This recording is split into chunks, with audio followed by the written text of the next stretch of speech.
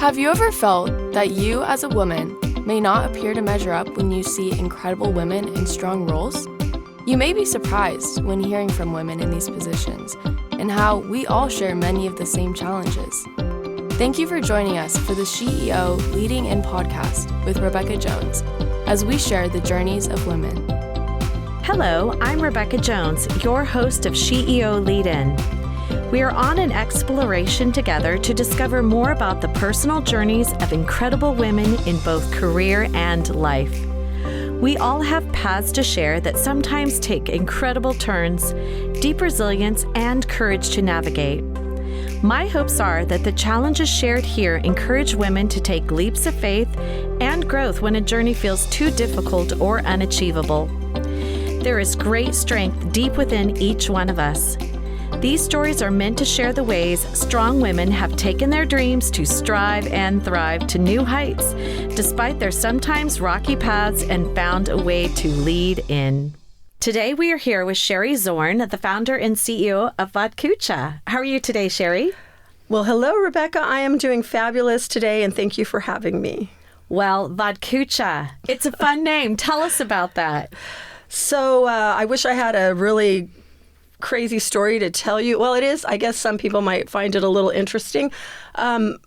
So I literally was talking to friends, and I was pouring cocktails, and I ran out of mixers one evening, and I said, I'm just gonna, I've been a kombucha fan for a while because of the energizing properties, and it just it's a feel-good drink, right? The probiotics and all of that goes into it. And I said, I'm out of all the mixers. I'm going to try just mixing them a little vodka and kombucha, right, together. And I made it for some friends, and they said, what is this? And I said, it's vodka and kombucha. And one of my male friends who owns an advertising agency in LA, he said, you should can it. And I said, but what would I call it? Because I'm already onto the next level, right? Right. I'm like, well, my mind immediately went into overdrive, and I said, oh, I like that idea. Well, what would I call it? And he goes, I don't know. And one of the people said Vod, and I said Kucha. And they go, I like it. And then I just went with it. So it started out, actually, this whole thing was from making a drink at home in the kitchen for friends that liked it to coming up with a name and then waking up the next day and Googling how do you do a canned cocktail. How amazing is that? And the packaging is beautiful, and it's bright, and it's fun, and it's just really energetic, just like you. Thank you. Just like you. Wow, that is super cool. What did you do before? So I've worn many hats. I started right out of college in insurance. I was a claims adjuster for State Farm, and I did homeowners and did that for a while. Then I shifted over to pharmaceutical sales, and I did that in Texas. I moved here to California from Texas, so I really enjoyed the pharmaceutical, the selling, getting to know. I really got to know my clients and the doctors and all the nurses, and I realized that I definitely have to do something sales related, but I never thought I was a creative person until I embarked on this journey. So it's been eye-opening for sure. So. Insurance adjuster to VodKucha. Yeah, I know, amazing. Right? It's crazy. That's awesome. So I have a question for you. Yes. So childhood, do you have any fun stories that maybe you could share with us? It doesn't have to lead to where you are today, but it might. Tell us if you have a fun story. I had a very interesting upbringing, so to speak. I grew up in New Mexico. My mom was Miss Rodeo, New Mexico. She is no longer with us. I love you, Mom. She's one of my angels that helps me do what I do.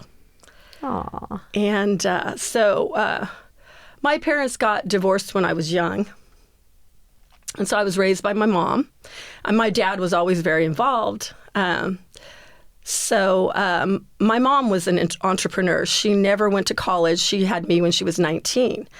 And I kind of watched her go from being a married woman to being a single mom with two girls, and she started starting her own company, her own businesses all over New Mexico.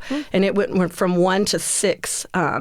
She did beauty shops and modeling schools. This was back in the late 70s, early 80s.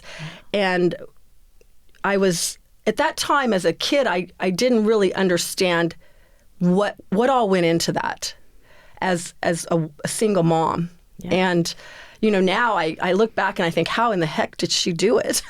A single mom, 2 kids, running businesses all over New Mexico by herself. And so my childhood was anything but ordinary. I had horses, though, kept me grounded, motorbikes. I was a tomboy. I rode, my mom got me involved in rodeo, gymkhanas. I traveled all over New Mexico, Arizona, and Texas. I rode horses. It was a really fun way to kind of grow up. And I never had I never thought anything was out of the, or I was just like, this is how it is. we just go and we do it and resilient. Have fun. Yeah. Really resilient. It was a great childhood. Yeah. Well, I was 11 when my parents got divorced. Yeah. And my mom, she was like, well, she had my sister when she was 19. There were 3 of us. I mean, listening to your story is very similar to mine. Yeah. My mom and dad got divorced, and my mom was like, well, I don't have any skills. She didn't go to college either. So she actually started cleaning people's dental offices and then their houses.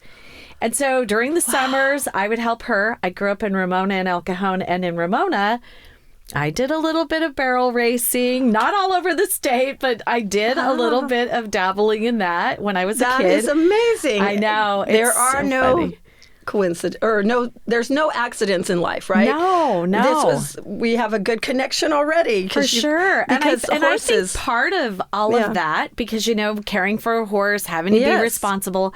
Yep. My grandfather bought and sold horses. I just feel like it really helped me learn to be responsible for a horse. Something else. Which is besides yourself. And they're a lot of work. They really are. They're a lot of work. I used to feed them, go out and ride every day. Same.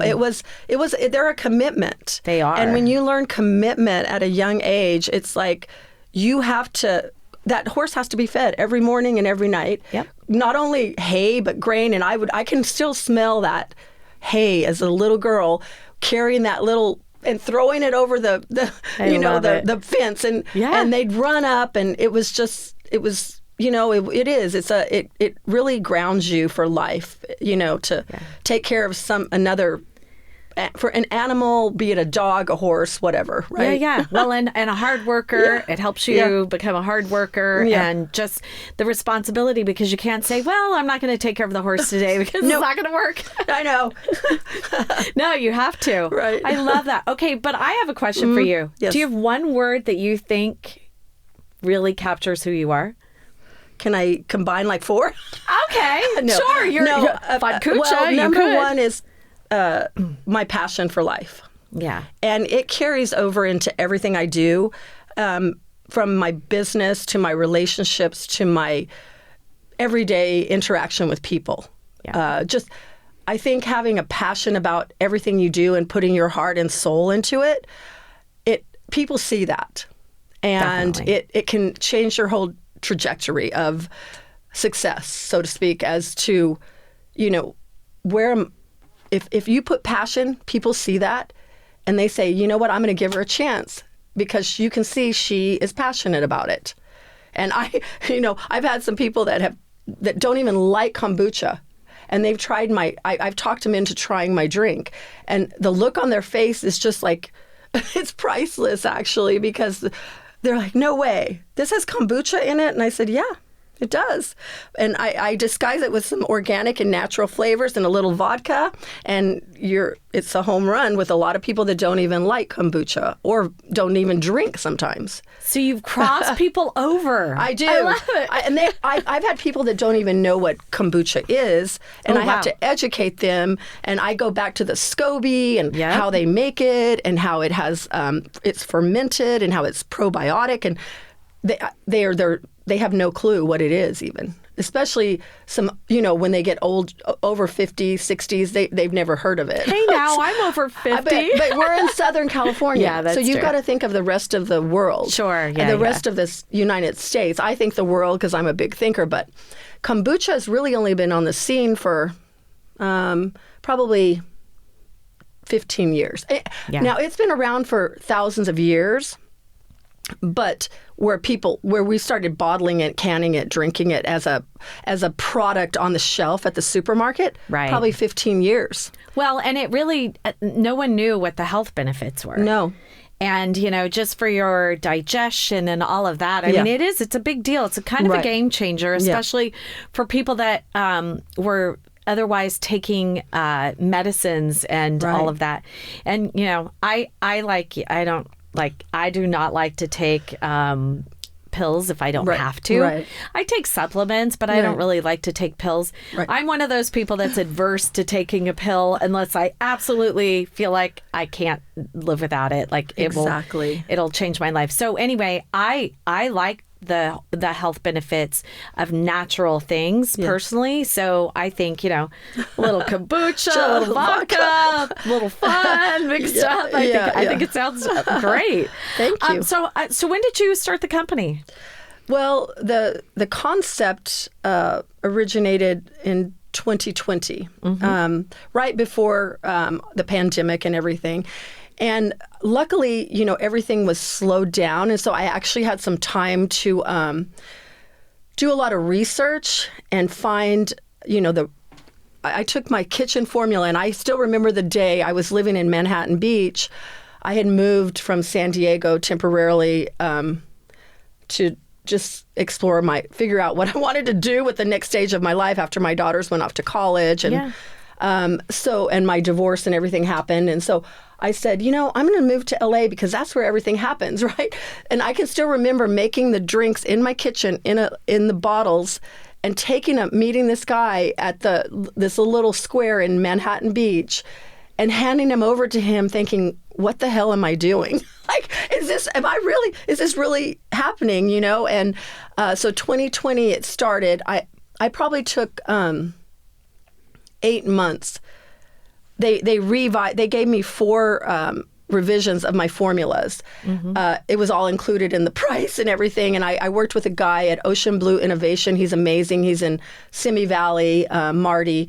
And, they worked with me to get the formulas exactly what I wanted, the taste exactly right, the ABV right, because, you can... all those things, there's so many options. It's crazy. And so we started that. That was the initial process. And then finding the packaging and the canning and all that stuff and the design work. So it started in probably 2020, mid 2020 sometime. And where are you packaging that? So I have it made in San Luis Obispo. So we're all... everything's done here in California. I do source the ingredients. The vodka is I got a 6 times distilled vodka, which is similar in quality to Tito's, which a lot of people know. And I'm a Texas girl, New Mexico, Texas, I say. Yeah. So I really wanted to, use a high quality vodka. I use no preservatives. It's gluten free, and finding someone to make it. That was the first challenge that I encountered. Well, co-pack facilities are very hard to come by. Right. There's just not a lot of them. And for folks that are listening today, those are the ones that get the formula, put it all together, stick it in a can, and then the cans are all, the wraps on them, and then they put it in boxes and all of that, and then they ship it to your distributor. Right. So it is a very complicated process if you don't know anything about it. Right. So you're going in and you literally, did you have anyone helping you, or did you just have to kind of stumble through it? Well, I called probably 3 or 4 co-packing facilities around the United States. Which there are not a lot of them. Right. And they all asked me what my ingredients were. And the minute I said kombucha, they shut me down. And I said, why is that? And they said, because of all the probiotics in it, it can get in our lines, and then we have to flush the whole system, and it's just it's a major production. And I said, I went home and I sat down and I said, you know what, there's got to be somebody that'll make this for me. And I had already spent a lot of time sourcing my kombucha, which is from a company in San Luis Obispo called Whalebird, and they perfected the art of making kombucha. It is one of the smoothest, best tasting kombuchas I've ever tasted. And they were willing to sell me giant totes of it and ship it to wherever in the United States I wanted to make it, right? Well, I couldn't find anybody to make it. So I call up Mike over at Whalebird and I said, hey, I really need some help here. And he goes, in doing what? And I go, I want you to make my drink.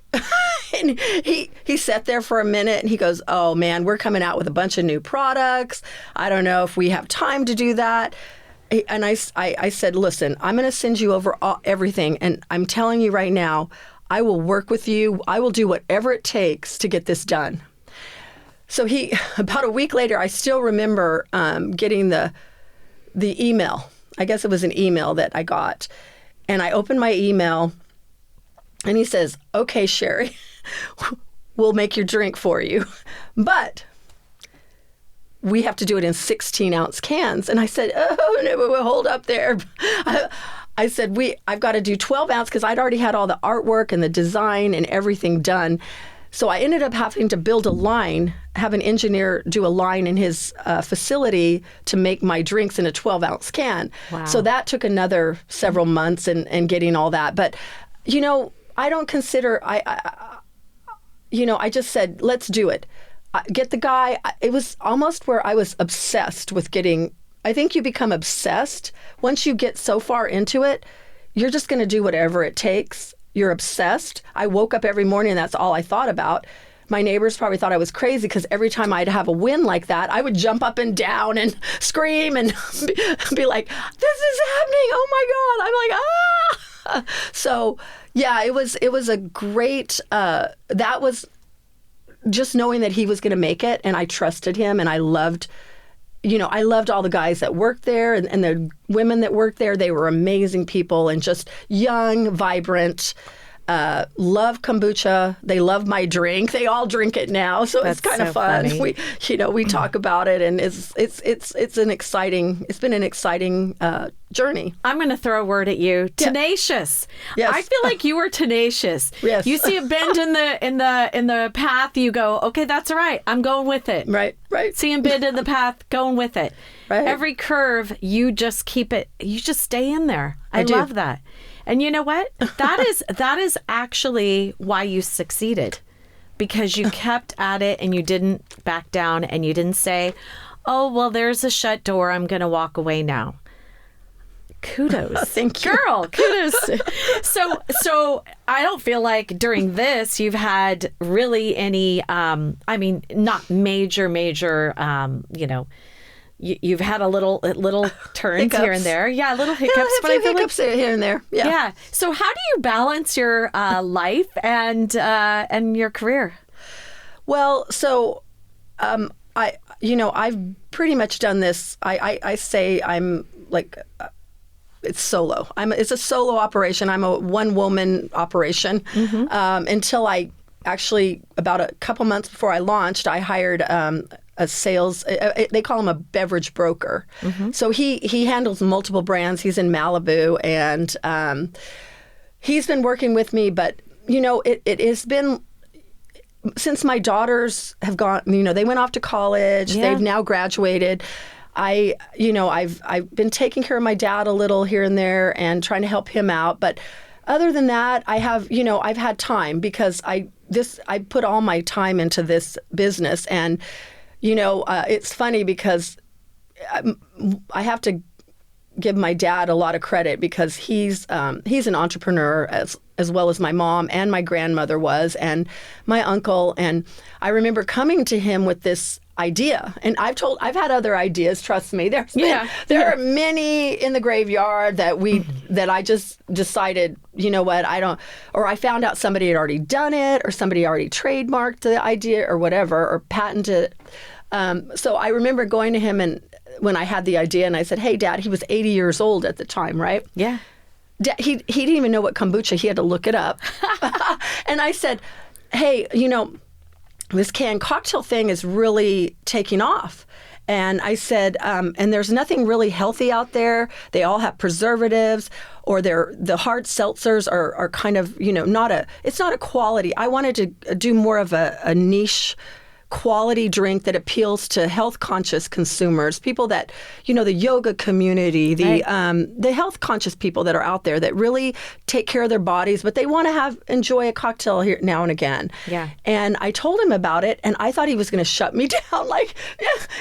And he looked at me, and I just remember, and my dad is my harshest critic, but my biggest fan, right? Yeah. And I said, Dad, I'm thinking about canning, and this was why I was already pretty far into it when I told him. Yeah. And I said, I'm thinking about canning this vodka and kombucha drink and sparkling, and I told him all about it, and and he looked at me, he goes, do it. Wow. And I was like, that was all I needed, right? We love our families, and we love, and knowing that, he's not going to tell me to do something that he would not totally believe in. Right. And so I went with it. So, yep. Wow, Yep. that is an incredible story. Yeah, and yeah. really 80 years old, and he's like, go for it. So has he tried it? He has not, but let me tell you the funniest story. I have so many samples. I store a bunch in his refrigerator in his garage. He has an extra one. And so he hangs out with a lot of younger guys that golf, and his golf buddies, I call them, and he's shared it with all of them. And he says, oh, they all love it, Sherri. And I'm like, oh, good. I'm glad, Dad, have at it. So he hasn't tried it because he doesn't drink at all. So he's just kind of, but all his buddies love it, and they've given him feedback. That is so hilarious. It's fun. It's fun. We enjoy it. So you've got this little group that helps be your taste testers. That's your dad's little golf buddies. Yeah, I love it. Yeah, and then I do all my own demos and promos right now because it's just in my blood to sell. And I know I can't do this because I know I have to start delegating. I've had a lot of mentors that have told me, Sherri, you can't do it all. I know you are energetic and you have the passion and everything, but eventually you're going to have to give up. You're going to have to delegate. And so I've started delegating a little more, but I've had a blast just going out there, meeting with, the consumer, watching their face when they try it, thinking they're going to hate it, and they love it. And my greatest success story was it was one of my first promos I did in San Diego at a liquor store down in Point Loma. And these people came off a boat, and they were probably all in their late 20s. There was 3 of them, and it was right before Halloween. And they all came in, and they tried it, and they were like, wow, this is really good. And they took back 3 or 4 4-packs and took it out on the boat. They come back with like a little wagon thing, and they go, we want to buy all of it. So I went to the store owner. I go, how much do you have back there? He goes, I have 5 cases. And I said, do you guys want all 5 cases? He said, yes, we do. Oh my gosh. They bought it all. And they were some of my best first customers that, that was a very big impetus to keep me going, right, so to speak. And it all started with running out of mixer, right? And having somebody say great. You should can it. That is so great. Tell me can it. And then spitballing on the name, and it really is. I mean, the packaging is beautiful. Thank you. And did you design that all yourself? Well, I hired and this is another one of my mentors. He's a great guy up in Portland. The name of his company is Ignite Beverage Branding. Hats off, Dave. This guy has helped me through everything, and he's been just a really good mentor, telling me, giving me advice through the whole process. But he sent me 5 or 6 designs, and I kind of told him what I wanted. And it's funny because as I've gotten more into yoga and health and everything, one of my girlfriends the other night put the cans on top of each other. She goes, Sherri, this is like chakras, the chakra colors. And I said, wow, I never thought of it. And I wanted something bright, eye-catching, that would stand out on the shelf. Right. So, yeah. No, it definitely does. Thank you. I mean, a lot of times, they're very boring and white with some, little Yeah. color splashed on. But No, thanks. I went big Yeah. or go home, baby. That's what we do. I love it. I love it. So you have your co-packing facility, which is actually the kombucha, folks. Right. That is so Yeah. interesting how Yeah, you yeah. pivoted on that because no one else wanted to touch it. Nobody and then wanted you to said, touch well, it. I'm still going to. and everybody else wanted to do a first run of. I'm a conservative person when it comes to doing things, and financially, I'm very conservative, and they wanted to do 100,000 cans, and I was like crunching the numbers, going, well, that is my whole savings account, right? Oh my Because I'm gosh. financing it myself. Yeah, so yeah. Oh my gosh. I said, let me rethink this. So Right. that was my biggest win. And once I knew they would make it, it really helped me to focus on some other things, So let me ask you this on lessons learned. What are some lessons that you learned during this little stint of your life Right. that you'd like to share with our listeners that could apply to their lives as well? So, to be honest, it sounds cliche, but don't take no for an answer. Yeah. And don't let any obstacle hold you up. There's always another way, and there's always someone that will help you. And I guess the biggest lesson I've learned, because I've always been very independent since I was a kid. I've always been, a free thinker, independent, do my own thing kind of person, right? This is the first time in my life I've had to rely on others to help me. And I think one of the lessons this is the biggest lesson I've learned is that I can accept help and it doesn't make me weak, right? No, not at all. No, Yeah. and I actually ask for help now, which I never would have in the past, because this was an industry that I knew nothing about. And I think being able to just, be humble and say, hey, I don't know what the heck I'm doing right now, but, you're an expert in this field. Would you help me? And if you will ask for it, you'll get the help you need. And so there's always mentors.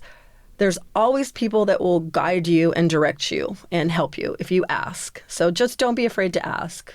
Ask for help. And that's good advice because I too struggle a little bit with the whole asking for help. Yeah. I'm like, oh, I could do it. And I always kind of have the thought in my mind, I don't want to put anyone else out. Right, exactly. I don't want to impose on them. I don't want to waste their time. Right. But the truth is, I think, and even I think even more so during the pandemic, people want to help each other. Yeah. There still is that spirit of someone's trying to do something that's different. Right, and I right. want to try to help them succeed in that. Yeah. Yeah. And that's, and not everyone, of course, is like that. Especially, I think, with women, we have our tribes. Yes. And there are some women, and, no one wants to talk about this, but there are some women that are honestly mean girls that don't want you to succeed. Yeah. And then but most people, I really do believe about 90% of most people do want you to succeed because everyone has a space to succeed. Right. And they want to help you because, back to your point. So you ask someone and you say, hey, listen, I don't know anything about this, but will you help me? Right. Yeah. And it's hard. It's hard at first, especially But when that's you part of the American dream. It really is. Yeah. It's part of the American dream. And you look back and, nobody does anything big on their own. Everybody, every entrepreneur had help. And once you can overcome, thinking it's a weakness, say to your, there's nothing wrong with needing help and asking for help. And, people will tell you if they don't have time, they'll tell you. And then you just go to someone else, Right, right. But I've been lucky because everybody along my path for the past 2 years has really helped me. You just have to keep pushing and keep figuring out what you don't know. Back to the tenacity, right? Right. Yeah. Okay, so Sherri, you walk into a room of young people that want to be leaders. What would your advice be to them? Don't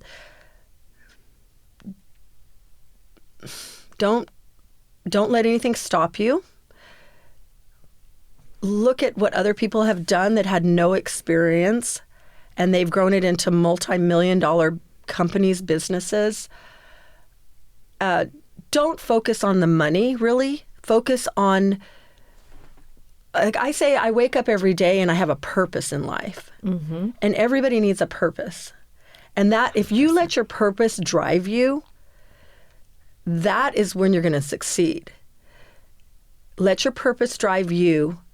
Stay in your space and understand that you're not going to do it all in a month, a week, 2 years it took me. And I got very frustrated. I was like, this is taking way too long. But then I started, you have to have this mindset of, it's only one person. I'm doing this. I cannot do it all right now. And Rome wasn't built in a day. Right. We big things take time. You can't rush anything.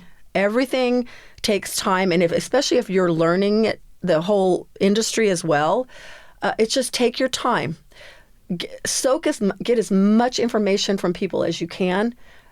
Have mentors. Have people that want to help you. Surround yourself with people that are doing great things, that have a lot of ambition and drive, and that are doing big things. And be patient. Be patient. Patience is very key. Yes. Have you always been patient? No. Me either. Never, ever, ever.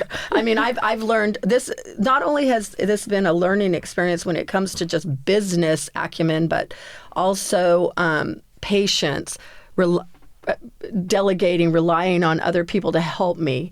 It's a lot. So, well, and too, when you delegate and someone doesn't do it right when you ask them to, it's because tough. Especially, I mean, I think, starting something new, I think there's probably a lot more of that. Yeah. And then you come back and you're like, okay, what? Yeah, I remember I hired someone to do a promo for me once here in San Diego when I couldn't come up, and I usually sell out. I sell out everything that's on the shelf because I won't leave until I do. Yeah, and the store owners love me now because they know I'm going to sell out everything on the shelf. And I had a guy go in and he was really good. I had seen him at another promo, and so I said, "Can you take over this promo for me?" And he sold 1 4-pack. What? And no, and so I said, "You know what? I'm not going to use him again, but I'm going to keep looking." And then I had another woman do one for me last week, and she sold everything. And so you just have to find the right people, and it's not going to be the first person always that you meet. So you have to keep interviewing people and talking to them, and keep finding people that might be a good fit for your company, that understand the product, that are passionate, that are good salespeople, and things like that. So it's just it's a process. Everything takes time. Yeah. So Yep. Well, exciting. Do you have any news for us? What's next? So I'm working on another flavor. I only have 2 flavors right now: tart cherry lime. It's reminiscent of kind of back in the day when we were kids, the Sonic drive-ins. I don't know if they have those. Yeah. Okay. There are so we some. had those in New Mexico and Texas. And do you remember the cherry lime drink? Yeah. So my kombucha vodka, I kind of based it around that. Nice. Because I know a lot of people now are going back into, instead of all these exotic flavors and all these crazy, all these, herb infused stuff, some people just want good basic flavors. Yeah. And so my first 2 flavors, I did tart cherry lime and peach pineapple.